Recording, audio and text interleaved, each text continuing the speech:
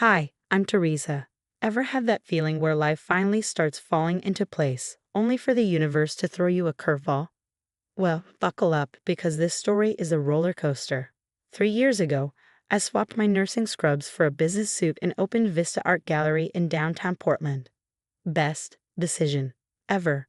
The gallery's booked solid 6 months ahead, and I've built an incredible community of local artists. Fun fact, the divorce settlement from Derek helped kickstart this dream.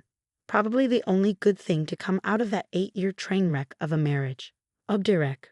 Where do I even begin? Imagine the ultimate mama's boy corporate lawyer, then multiply that by 10. His world revolved around his family, especially his mother, Barbara. That woman could make a monster-in-law look like a saint. Nothing I did ever measured up. My cooking? Wrong. My career? Unworthy. Even the way I folded their precious family tablecloths didn't meet her standards. And don't get me started on Karen, Derek's sister. She'd waltz into our home unannounced, picking apart everything from my decor to my selfish decision to focus on my career instead of popping out grandchildren. The final straw. Derek started sneaking work documents home for me to review during my hospital night shifts. Turns out, he was using my medical expertise to build cases against healthcare providers without my consent or offering a dime in compensation. Ethical, right? When I confronted him, he had the nerve to say, "But we're family and family helps each other." Yeah, no. The divorce was a battlefield. Derek and his family pulled every trick in the book to make me look like the bad guy. They even sent Martha, Derek's new wife, to my gallery pretending to be a potential buyer just to dig up dirt. Poor thing. She looked so uncomfortable. I almost felt sorry for her. Almost. Now she's living my old life, probably folding those tablecloths just the way Barbara likes. I thought I was finally free of them. The gallery's thriving, I've got amazing friends, and I'm dipping my toes into dating again. Life was good. Was. It's 11:30 p.m., and I'm in my home office, putting the finishing touches on proposals for next month's featured artists, when I hear it. A loud, frantic pounding on my front door. My security camera feed shows the unholy trifecta. Derek, Karen, and Barbara. On my porch, looking desperate and angry. The pounding gets louder. Teresa. Open this door right now. You owe us this. Karen's shrill voice cuts through the night. I grab my phone and hit record. I'm calling the police if you don't leave. I yell through the door. Just talk to us. Derek pleads, trying to sound reasonable. I know that tone. It's the same one he used in court. Mom's sick. She needs you. Whatever this is, the answer is no. Leave before I call the cops, I say firmly. Barbara's voice, weaker than I remember, cuts through the chaos. I have cancer, Teresa, stage 4. They're giving me 6 months. I freeze for a moment but shake it off quickly. I'm sorry to hear that, but it's not my problem. You're a nurse, Karen shouts, slamming her hand against the door. You took an oath. You can't just. I'm an ex-nurse. I snap, my voice sharp. And that oath doesn't mean I have to provide personal care to a hostile ex-family. Personal care? Derek's voice rises. She treated you like a daughter. After everything she did, I retort. Like telling the divorce court I was an unfit wife because I worked nights, or spreading rumors that I was stealing drugs from the hospital. Karen starts kicking the door. You ungrateful little, thank God for Tom, my retired cop neighbor. At 65, he's still as intimidating as ever, especially in his security guard uniform. He shows up right as Karen starts kicking my door. This is a private matter, Derek begins, but Tom cuts him off with a steely glare. Private property, past 11 p.m., visible damage to the door. Doesn't look private to me. Karen's voice rises to a shriek. She needs to help our mother. She's dying and Teresa's too selfish though. What I'm seeing, Tom interrupts, is 3 people harassing a woman at her home. I've got Seattle PD on speed dial. Wanna test how fast they respond to a retired officer's call. Barbara starts to cry, but where her tears might have swayed me years ago, now they just fuel my anger. You have professional care options, I say through the door. You're choosing not to use them. That's not my problem. This isn't over, Karen spits. Oh, I hope you try something, I reply, holding up my phone. Everything's recorded, including the door damage. Try anything else, and I'll file for a restraining order.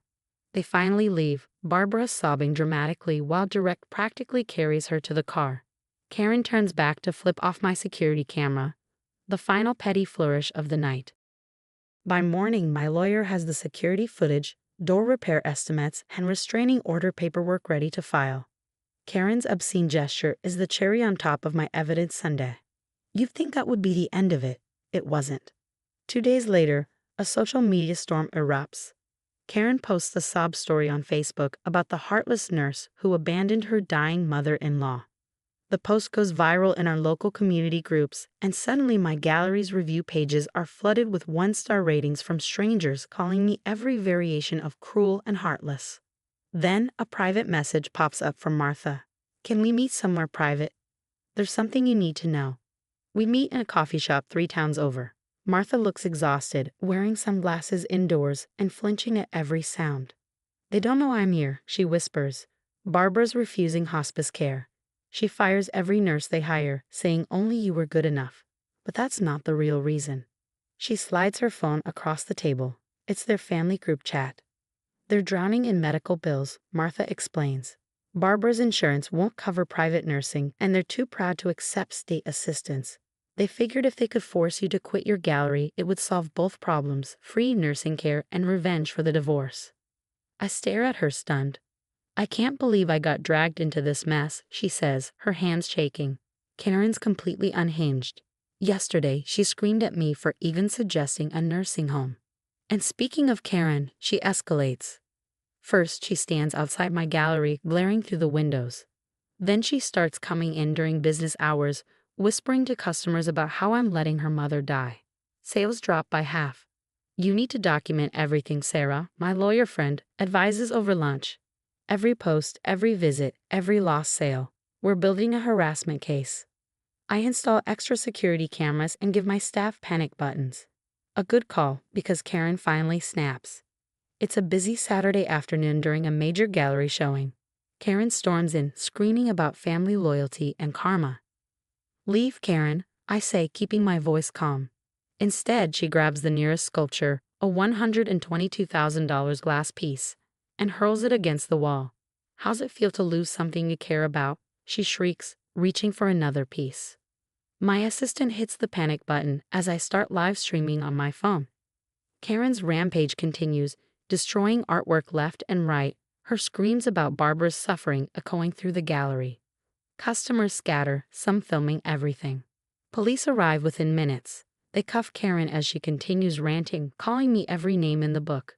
But one thing she screams sticks with me. We're losing the house.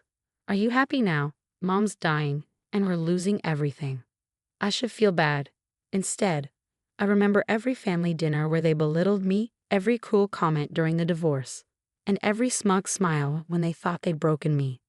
The courthouse is a circus. Karen's meltdown video hits 2 million views and reporters swarm.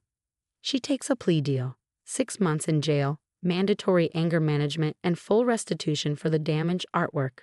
Her mugshot, mascara streaked and tear-stained, becomes a local meme. Meanwhile, Derek scrambles for damage control at his law firm. Turns out, potential clients aren't exactly eager to hire a lawyer whose family harasses small business owners. Derek's biggest clients jumped ship after someone dug up the restraining order and linked it to the gallery incident. His law firm's partner called an emergency meeting, and now Derek's practicing out of a tiny strip mall office wedged between a vape shop and a pizza place. Barbara, meanwhile, finally got the wake-up call she desperately needed. After she showed up at Karen's sentencing and caused a scene, screaming about family loyalty, the judge ordered a psychiatric evaluation. Turns out, a toxic mix of grief, control issues, and prescription pain meds was clouding her judgment. She's now in a very nice hospice facility, the kind her insurance would have covered months ago if she hadn't been so obsessed with making me her personal nurse. She keeps asking the staff if they fold sheets with hospital corners. Martha says during one of our monthly coffee meetups. By the way, Martha's filing for divorce. I actually saw her thank someone yesterday, she adds. Seems the real care Barbara needed wasn't medical, it was learning how to let go. As for the gallery, it's thriving. After the truth came out, the local community rallied around me. Artists donated pieces for a special exhibition focused on overcoming adversity, with proceeds going to domestic violence shelters. The waiting list for exhibition space is now over a year long. Tom stops by regularly to check on security, often bringing his famous sourdough bread. "Your ex's family did you a favor," he says one day, grinning. "Nothing sells art like a viral video of someone trying to destroy it." He's right. The pieces Karen didn't manage to break have tripled in value. The artists even updated their certificates of authenticity to include "Survived the Gallery Rampage of 2024. Talk about turning lemons into lemonade. I ran to Derek at the grocery store last week. He looked tired, defeated. Mom's asking for you," he said quietly. But for her, I took my time picking out oranges, unbothered. The hospice has my number if there's a true medical emergency. Otherwise, we're done here. He started to say something else, probably about family obligations or forgiveness. Maybe both. I didn't care. I walked away. The old Teresa might have felt guilty. She might have caved. But I'm not her anymore. Sometimes people mistake kindness for weakness. They push and push, expecting you to break, and act shocked when you stand your ground. Well, this ground, my life, my business, my boundaries, it's all mine now. No amount of guilt-tripping, harassment, or flying glass sculptures will change that. What would you have done if someone destroyed $122,000 worth of artwork in your gallery? Would you press charges like I did or show mercy since it's family? Would Barbara's cancer diagnosis affect your decision? Let me know your thoughts in the comments below. Some of you might think I was too harsh, while others might say I didn't go far enough. After all, they manipulated my medical background, harassed me, and destroyed my business property when I refused to cave. If you enjoyed this story of standing up against toxic family dynamics, don't forget to like this video and subscribe for more real-life drama stories.